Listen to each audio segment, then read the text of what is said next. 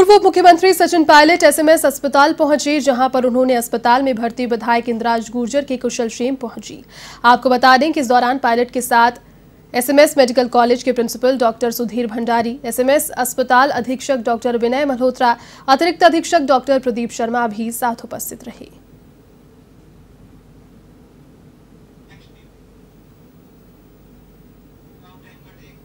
उदयपुर संभागीय आयुक्त राजेंद्र भट्ट डूंगरपुर जिले के दौरे पर रहे। संभागीय आयुक्त राजेंद्र भट्ट ने जिला परिषद सभागार में अधिकारियों की बैठक लेते हुए योजनाओं की समीक्षा की। बैठक में जिला कलेक्टर सुरेश कुमार ओला सहित जिला स्तरीय अधिकारी उपस्थित रहे। बैठक में संभागीय आयुक्त भट्ट ने विभागवार योजनाओं की प्रगति की समीक्षा की। बैठक में गलत आंकड़े पेश करने और योजनाओं के क्रियान्वयन में लापरवाही बरतने पर संभागीय आयुक्त भट्ट ने फटकार भी लगाई। इस बैठक में संभागीय आयुक्त राजेंद्र भट्ट ने अधिकारियों को अपने अपने विभाग की योजनाओं का सफल क्रियान्वयन करते हुए पात्र लोगों को योजनाओं का लाभ देने के निर्देश दिए।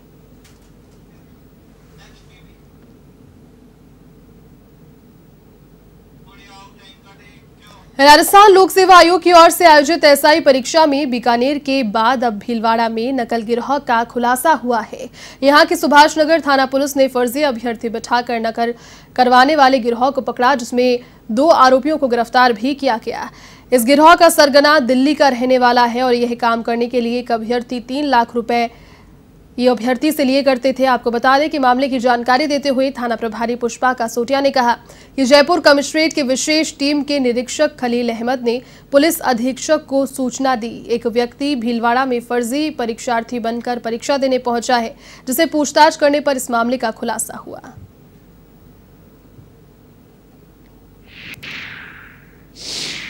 इन दोनों ने एक जीत नाम का लड़का जो दिल्ली में रहता है, उससे इसका जो एक फ्रेंड है ललित, जो उसी के गांव का रहने वाला, उससे संपर्क हुआ।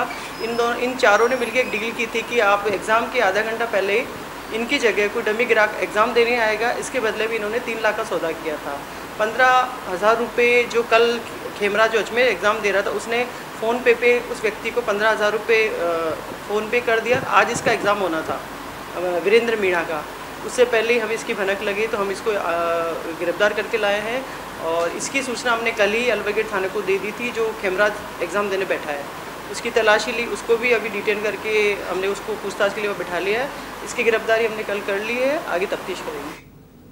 अश्लील वीडियो वायरल प्रकरण में डीएसपी हीरालाल सैनी को निलंबित किए जाने के बाद ब्यावर में आईपीएस कुंदन कंवरिया ने सहायक पुलिस अधीक्षक का पदभार ग्रहण किया। पदभार ग्रहण करने के बाद मीडिया से बातचीत करते हुए उन्होंने बताया कि क्राइम पर अंकुश लगाना और ट्रैफिक व्यवस्था को सुचारू करना उनकी पहली प्राथमिकता होगी। तो वहीं इसके बाद आईपीएस कंवरिया ने ब्यावर वृत्त के सभी 5 थानाधिकारियों की बैठक लेकर कानून व्यवस्था के बारे में जानकारी ली।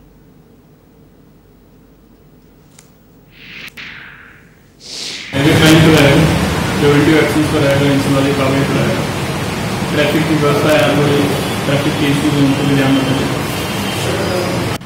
ब्यावर सर्कल में 5 थाने हैं जी सर, और जहाँ पर हम लोगों को आवश्यकता पड़ेगी वहाँ पर हम लोग या तो अस्थायी चौकी या फिर अगर थाने की आवश्यकता पड़ेगी तो उसके हिसाब से थाने की डिमांड वाया चैनलों को पहुँचाएंगे। झालावाड़ के जग में अज्ञात लोगों ने एक युवक की धारदार हथियारों से निर्मम हत्या कर दी। निपानिया गांव में हुए इस हत्याकांड की सूचना पाकर थानाधिकारी बनालाल चौधरी मेजाप्ता मौके पर पहुंचे और घटनास्थल से साक्ष्य जुटाए। साथ ही पोस्टमार्टम के बाद शव परिजनों को सौंप दिया है। फिलहाल पुलिस पूरे मामले की जांच में जुटी है।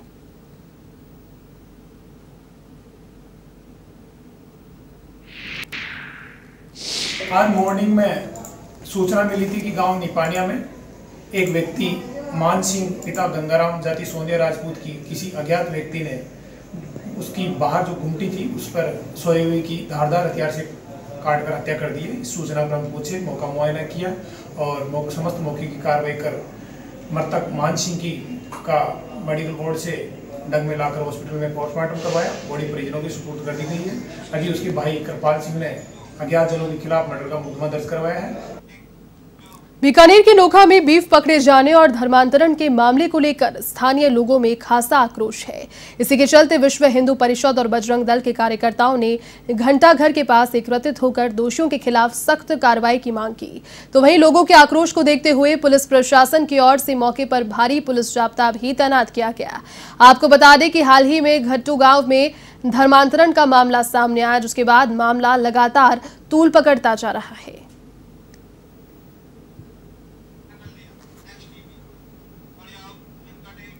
समदड़ी क्षेत्र के अजीत कस्बे में भारतीय स्टेट बैंक शाखा में एसबीआई मुख्य प्रबंधक दीपक स्वामी के आगमन पर शाखा प्रबंधन संजीव यादव के द्वारा बैंक संचालन का निरीक्षण किया गया। इस दौरान एसबीआई जनरल बीमा कंपनी के क्षेत्रीय प्रबंधन प्रतीक माथुर के साथ बैंक के बचत खाता धारक चैन सिंह दैया और उस्मान खान मेहर की दुर्घटना में मौत होने पर उनके आश्रित परिजनों को 500 रुपए के दुर्घटना बीमा में 10 लाख रुपए की बीमा राशि का चेक दिया गया। इस दौरान एसबीआई मुख्य प्रबंधक दीपक स्वामी ने कहा कि बैंक के बचत खाता धारकों में जन जागरूकता की अत्यंत आवश्यकता है, विशेषकर ग्रामीण अंचलों में जहां के बहुसंख्यक खाता धारक किसान वर्ग हैं। उन्हें अपनी जोखिम भरे कार्यशैली के अनुरूप नाममात्र की राशि में दुर्घटना बीमा अवश्य करवाना चाहिए। एसबीआई जनरल बीमा कंपनी के क्षेत्रीय सहायक महाप्रबंधक प्रतीक माथुर ने बताया कि क्षेत्रीय महाप्रबंधन हेमंत शर्मा के निर्देश पर एसबीआई जनरल बीमा कंपनी ग्रामीण अंचलों में बचत खाता धारकों को ज्यादा से ज्यादा बीमा कराने के लिए प्रोत्साहित कर रही है। इसके लिए जन जागरूकता अभियान भी आवश्यक है। समाजसेवी हुकुम सिंह ने कहा कि एसबीआई बैंक ने बचत खाता धारकों के बहुमूल्य जीवन की महत्वता को समझा है और नाममात्र की राशि में दुर्घटना बीमा से जोड़ने की अनुकरणीय पहल की है।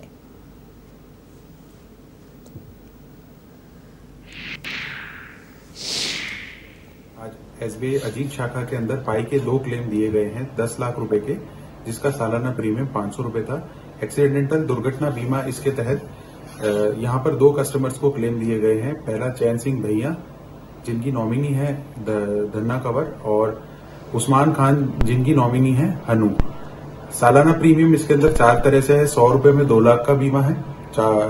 एसबीआई बैंक में एक अच्छी पहल है कि कम से कम 10 लाख का अगर बीमा हो रहा है या 20 लाख का बीमा हो रहा है तो नाम मात्र की राशि है 500 रुपए, 1000 रुपए। तो ये एक आम किसान और मजदूर वर्ग के लिए भरना आसान है और कम से कम एक खुद के लिए एक जोखिम है, जो किसान और मजदूर वर्ग के लिए एक जोखिम भरे काम होते हैं, तो उनके लिए और उनके परिवारजन के लिए वही भगवान न करे कभी कोई कैजुअलिटीज हो, लेकिन कम से कम खुद की सुरक्षा और परिवार की सुरक्षा के लिए एसबीआई बैंक की बहुत अच्छी पहल है। खबर अब दौसा के लालसोट से, जहां चोरी की बढ़ती वारदातों को देखकर स्थानीय लोगों में खासा आक्रोश देखने को मिल रहा है। इसी के तहत भाजपा कार्यकर्ताओं ने लालसोट थाने में पहुंचकर थाना प्रभारी अंकेश चौधरी को ज्ञापन सौंपा, साथ ही चोरों के खिलाफ कार्रवाई करने की मांग की है। इस मौके पर रामविलास मीणा, दिनेश जोशी, लक्ष्मी नारायण भारद्वाज समेत कई लोग उपस्थित रहे।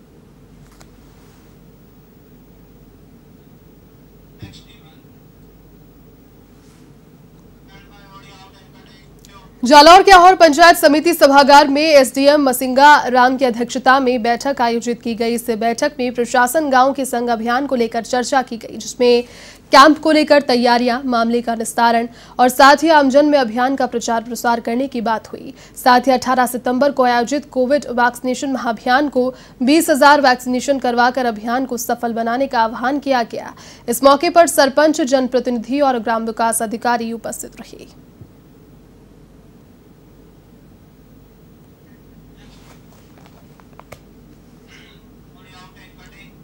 देश की सबसे बड़ी इंजीनियरिंग प्रवेश परीक्षा जेईई मेंस की ऑल इंडिया रैंक देर रात जारी हुई, जिसमें चारों सेशन में शामिल परिणामों के आधार पर रैंक जारी की गई।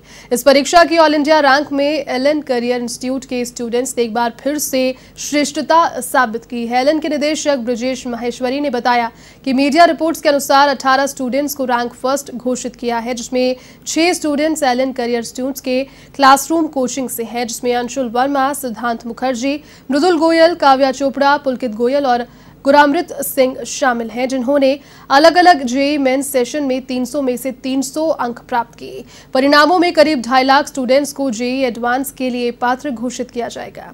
आपको बता दें कि जिसमें सामान्य श्रेणी के 1,01,250, सामान्य ईडब्ल्यूएस के 25,000, ओबीसी के 67,500, एससी के 37,500 और एसटी के 18,750 विद्यार्थी शामिल होंगे।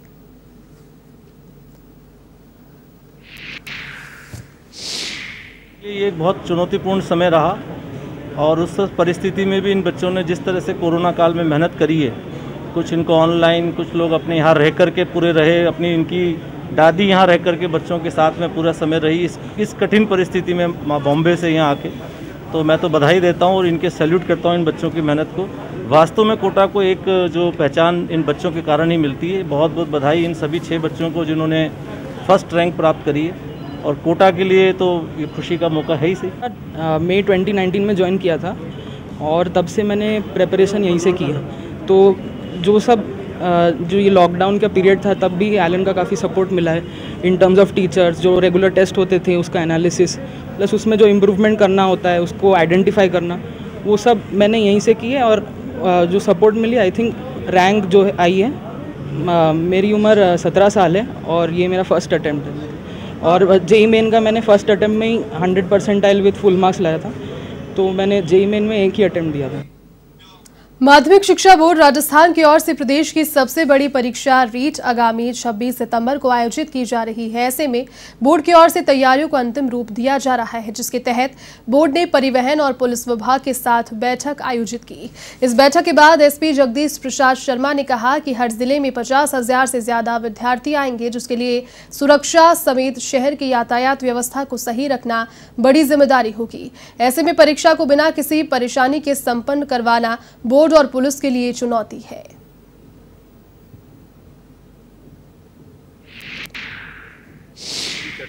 आगामी 26 सितंबर को पूरे राजस्थान में रीट परीक्षा का आयोजन हो रहा है, जिसमें अजमेर जिले में करीब 58,400 कैंडिडेट बैठेंगे। आसपास के जिलों के और बाहर के जिलों के भी आएंगे और लगभग 15 से 20,000 कैंडिडेट यहाँ से भी बाहर जाएंगे। एक ही दिन में परीक्षा आयोजित होनी है। लंबा मूवमेंट है, संख्या बहुत ज़्यादा है। उन सारी बातों को ध्यान में रखते हुए प्रत्येक बिंदु पे माननीय मुख्य सचिव महोदय की अध्यक्षता में बैठक हुई और सरकार के स्तर पे जो डायरेक्शन जारी किए गए हैं उनकी पूरी तरह पालना करेंगे।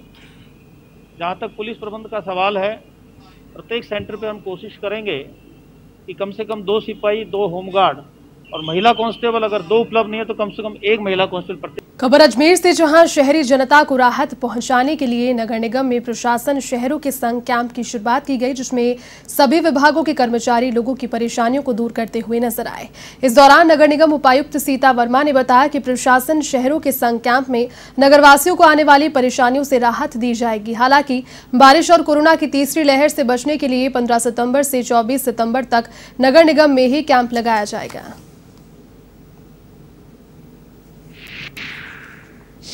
आज प्री कैंप लगाए गए हैं। प्री कैंप में आज वार्ड नंबर 60 से लेकर 68, वार्ड नंबर 71, 72, टोटल 10 वार्डों के लिए हमने कैंप आयोजित किया है।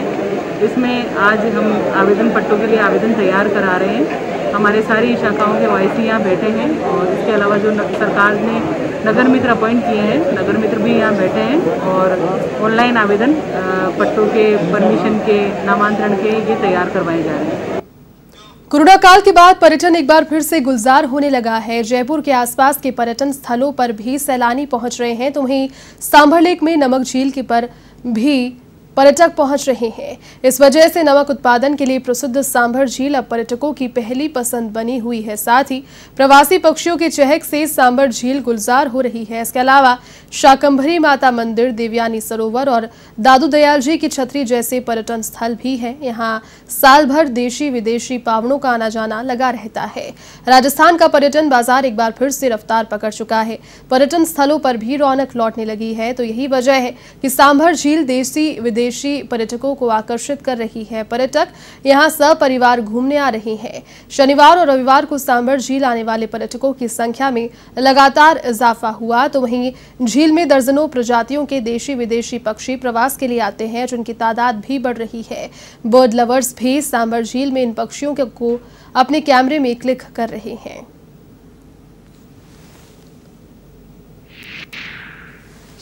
आके बहुत ही मज़ा आया।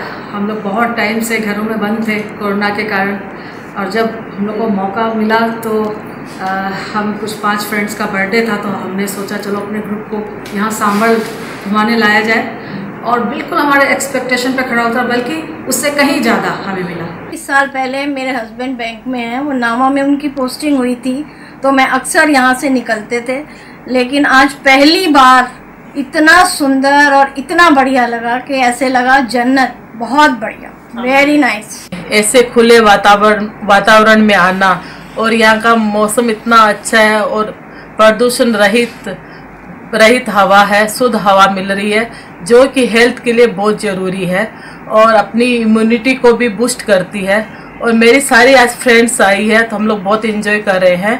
पहले हम ऑल इंडिया से कम 30 सिटी से फ्रेंड्स आए थे, आज हम सारी जयपुर के फ्रेंड्स आए हैं। सबको बहुत अच्छा लग रहा है। कोरोना के बाद फर्स्ट ट्रिप सांबर लेक में हुई है। यहाँ का मैनेजमेंट देखने लायक है। भरतपुर के ढीग में उपखंड अधिकारी हेमंत कुमार ने नगरपालिका का औचक निरीक्षण किया। इस दौरान नगरपालिका में ताले लटके हुए मिले तो वहीं कई कार्मिक भी मौके से गायब नदारद दिखाई दिए, जिसके चलते अनुपस्थित कार्मिकों के लिए उपखंड अधिकारी ने नोटिस जारी किया।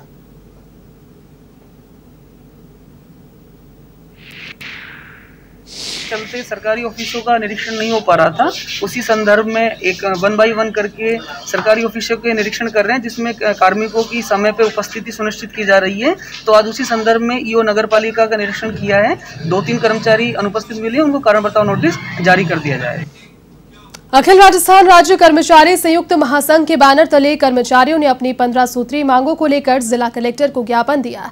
कर्मचारियों का आरोप है कि ये मांग पत्र पिछले 3 साल से लंबित है। सरकार की तरफ से इन मांगों पर बिल्कुल भी ध्यान नहीं दिया जा रहा। इसको लेकर कर्मचारियों में नाराजगी भी है।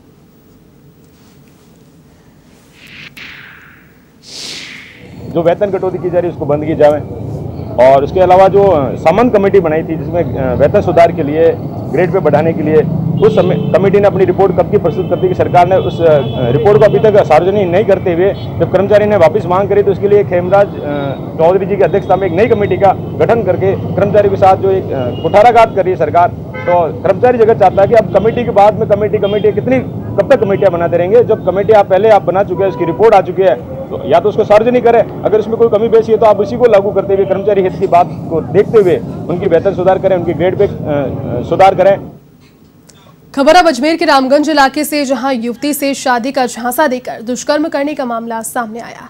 पुलिस ने पीड़ित युवती की शिकायत पर मामला दर्ज कर जांच शुरू कर दी है। रामगंज थाने के एसआई ने बताया कि पीड़ित युवती ने थाने पर उपस्थित होकर शिकायत दर्ज कराई थी। अजमेर निवासी सूरज ने उसे शादी का झांसा देकर उसके साथ दुष्कर्म किया।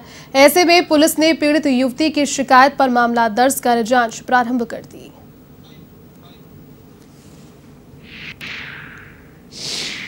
कल दिनांक 14/9/2021 को एक लड़की ने सूरज पथ रोड के नाम एक रिपोर्ट पेश की कि वह मुझसे शादी का झांसा देकर मेरे साथ दुष्कर्म किया।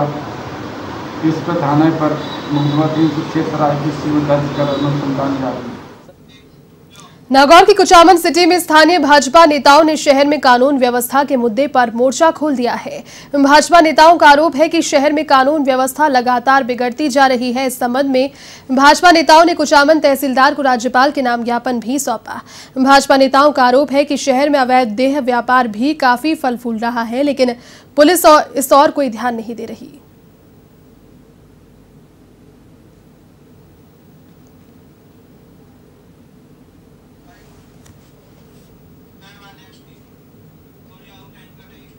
खबर अब झालावाड़ के डग क्षेत्र से है, जहां डोबड़ा और टोकड़ा गांव के ग्रामीण चारागाह भूमि को लेकर आमने सामने हो गए, जिसके बाद दोनों पक्षों में हुए पथराव में आधा दर्जन से अधिक लोग जख्मी हो गए।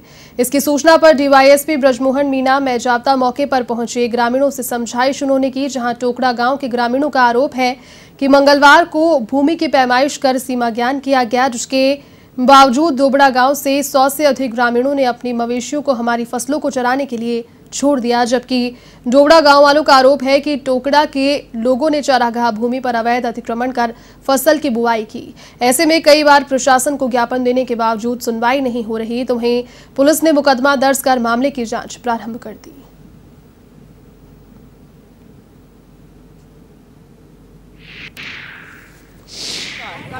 एक दलित एससी वाले का खेत है, ये बाउंड्री एससी वाले और सवर्णों की है।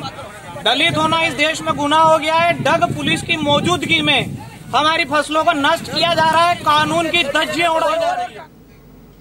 खबर दौसा के मेहंदीपुर बालाजी से, जहां यूपी सरकार के मंत्री सुरेश राणा ने परिवार के साथ मेहंदीपुर बालाजी महाराज के दर्शन कर विशेष पूजा अर्चना की और देश प्रदेश में खुशहाली की कामना की।